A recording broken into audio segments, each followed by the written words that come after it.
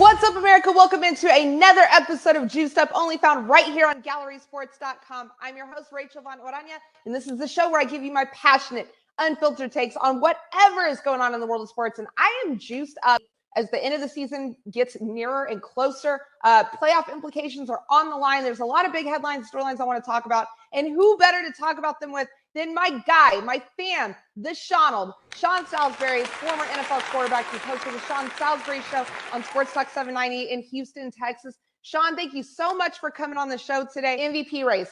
It's Jalen Hurts or Pat Mahomes, right? Do you have a lock? I don't have a lock because of the way Jalen Hurts, I think the basic feel is that, well, Mahomes, but I'm looking and saying, well, I understand the gaudy numbers and he lost Tyreek Hill, and that is a great player. He's going to be in the MVP talk for a dozen years. But what Jalen Hurts has overcome with all the talk, remember going in, the two guys that were maligned that were going to be starting quarterbacks, Jalen Hurts and Tua. And both of them are in the top 3 or 4 in the MVP race. It is the top 2 right now. Burrow's going to get closer if he keeps this up, and Tua's not out of it. But right now, the top 2, Mahomes and Hurts. But I love the way Jalen Hurts has elevated his passing game. He's the best player right now on the best team, and he's thrown the ball better than anybody ever thought he would 3 years or 2 years ago. So I'm not willing. It's going to be one just like the Heisman late.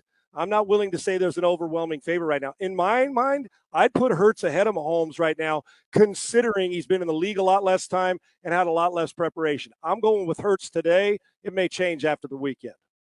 All right, so I really feel like you are just fly, Eagles, fly guy right now. So I want to ask you this.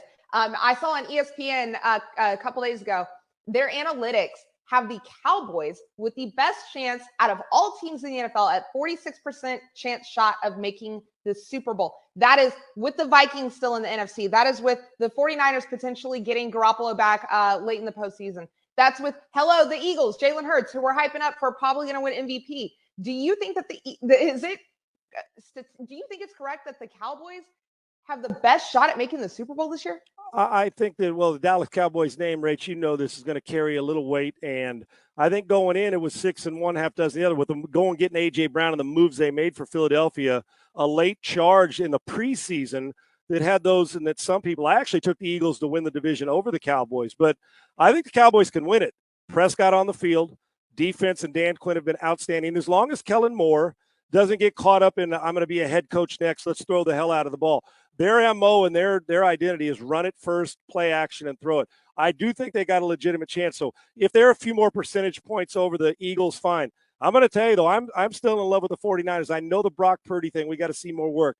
That defense, if you score 24 points in San Francisco, you're going to win games because that defense is not going to give up much. So I think it's a 3-horse race, and the most disrespected team, the Vikings are like the TCU of the NFL, meaning that they keep winning close games and nobody wants to give them credit for it. So they're building that foundation up.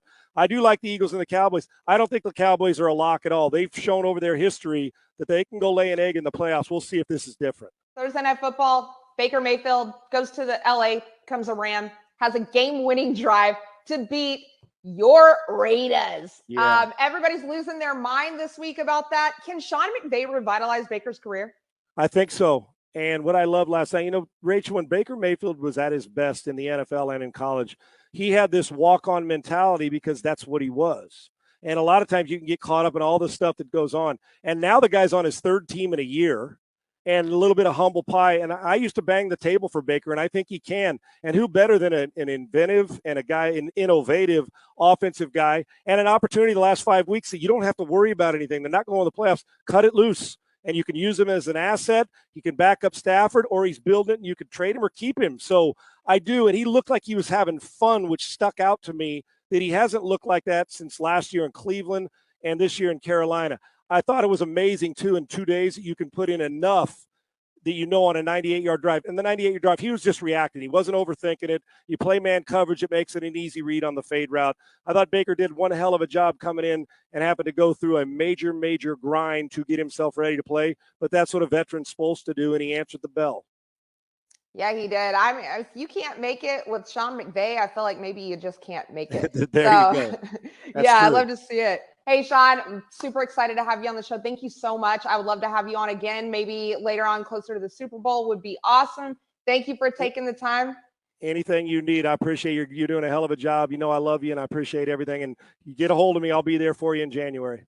Thank you, Shonald. Thank you, guys. That's all the time we have for now. This has been Juiced Up, only found right here on Gallery Sports, gallerysports.com. That is your one-stop shop for instant insight and information. I'm Rachael Van Orania, and I will see you mañana.